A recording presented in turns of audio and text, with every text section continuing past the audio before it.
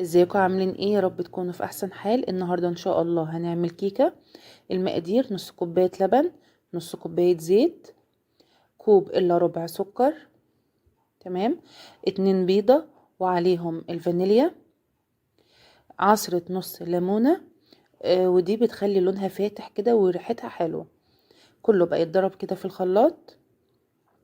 هنا في البوله دي كوب ونص دقيق، عليهم كيس بيكنج باودر. نصب بقى الخليط. تمام، حلو جدا.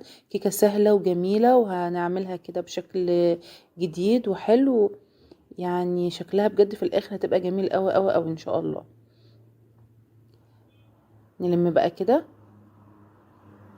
تمام. المقادير بسيطة وسهلة ومش معقدة خالص، وان شاء الله كلها تكون عندك في البيت. تمام، نقلب كويس كده في اتجاه واحد. حلو جدا، حلو جدا كده. تمام. هنا في البولة التانية دي انا حاطة معلقة كاكاو خام كبيرة. تمام. هنا انا كنت مسيحة مكعب كده شوكولاتة عشان يخلي كده الطعم احلى كمان، وده اختياري. نقلب بقى الخليط الشوكولاتة ده كويس جدا.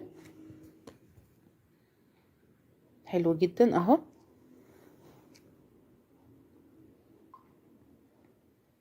تمام.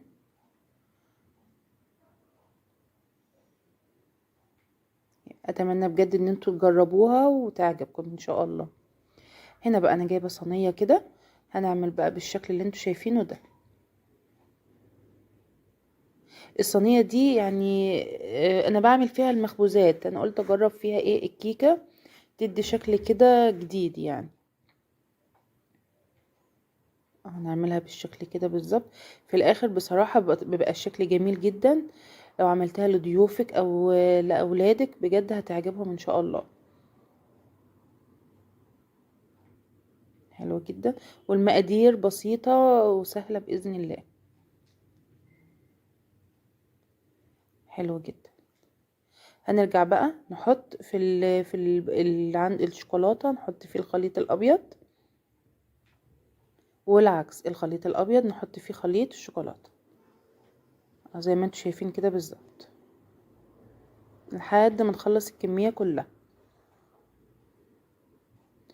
حلو جدا. نعمل بقى اي شكل كده عشوائي، اي حاجة بقى، اي شكل كده. في الاخر بجد بيطلع شكلها جميل قوي قوي، والطعم جميل جدا.